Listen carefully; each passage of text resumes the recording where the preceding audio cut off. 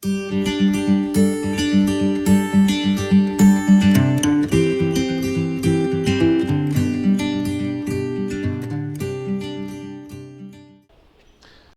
everybody, and welcome to this month's vlog for Agricology from Daylesford Farm. My name's Richard Smith and I'm the Senior Farms Manager here at Daylesford. Today we're going to spend a little bit of time in the dairy and just go through the whole system of how we produce our milk. It would seem to me that there's a huge and growing number of people that wish to understand the real story and the provenance behind the food that they're consuming. And of course there's an ever-growing number of people that are turning to veganism. I think that as farmers we should be really open and tell an honest and transparent story about how our food is produced. I am totally respectful of people's choices about what they eat and how they eat and where they shop and how they spend their money.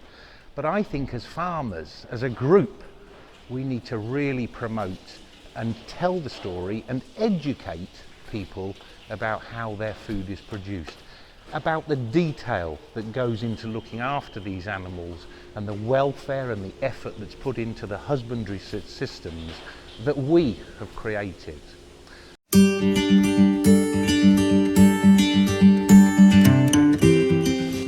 So here we are in the dairy parlour. We spent quite a lot of money in here a couple of years ago and gave it a real update. It's very technical. Each cow has an EID, comes in, stands in the stall. Each stall then reads that EID, and each milking machine here will be recording the amount of milk that each cow's giving, the conductivity of the milk, various bits of other information. We can actually shed out cows as they walk out of the parlour if we want to by one push of the button here. This is Mark, this is our herdsman here at Daylesford. He knows the cows individually. Every cow is one of his friends. I'm sure he's got his favourites. All of these cows were born on the farm, so they were all bucket-reared calves, super quiet. And I always think that if the cows walk up to the parlour chewing their cud, you know, they're pretty chilled out. So there's certainly no stress. We also fitted rotary brushes that the cows can walk up, these auto brushes, so they can groom themselves, get themselves a nice rub down twice a day, whatever they like, whenever they like. So, you know, it's a great life for the cow here.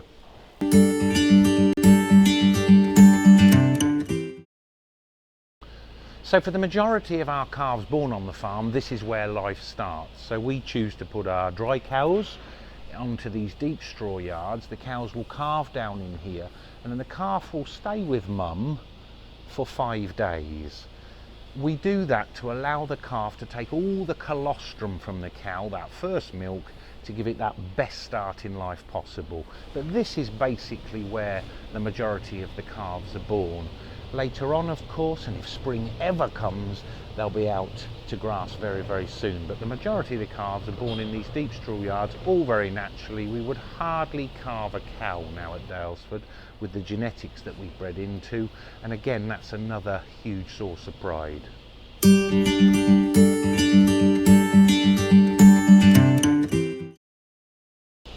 So once the cows are milked, they're straight out of the parlour and back into their yards now.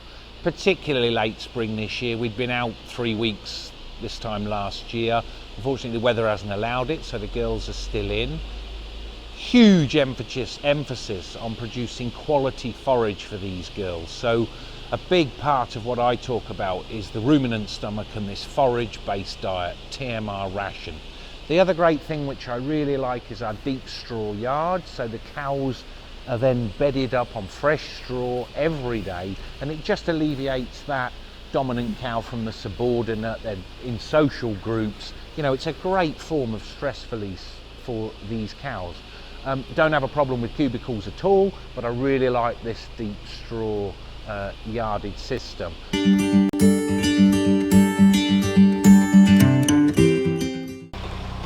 So our calves receive fresh, warm milk for the first 12 weeks of life.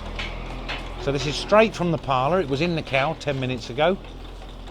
Now Ben, the assistant herdsman here, has just brought the milk down for these calves. And these calves will get it at each end of the day now. These are actually near weaning. They're about 3 months old. So these are just being fed the once a day. Everything up to 3 months get 2 feeds a day on pure blood temperature, warm milk, straight from the parlour.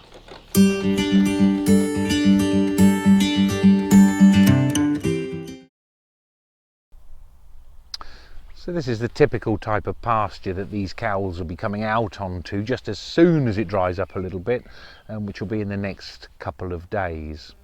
One of the great points that I always make about dairying, we choose to farm organically and to be as sustainable as possible in our farming systems. Livestock production produces a huge amount of energy in the form of manures and fertilizers and energies that are put back and are very beneficial to soil health. Any well composted manure will encourage the correct microbes to multiply within topsoils and to create that energy. Our dairy contributes a huge amount to the fertilizer and the making of compost, which then allows us to grow cereals and crops, from the general farm cereals right through to brassicas and market garden produce.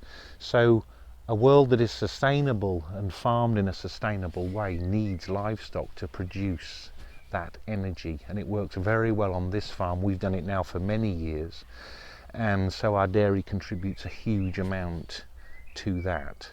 So there is a whole story to be told about sustainable agriculture, and I think the more we can educate the consumer that it incorporates so much, and that British farming really is at the top of the tree across the board, will only aid in our successful future.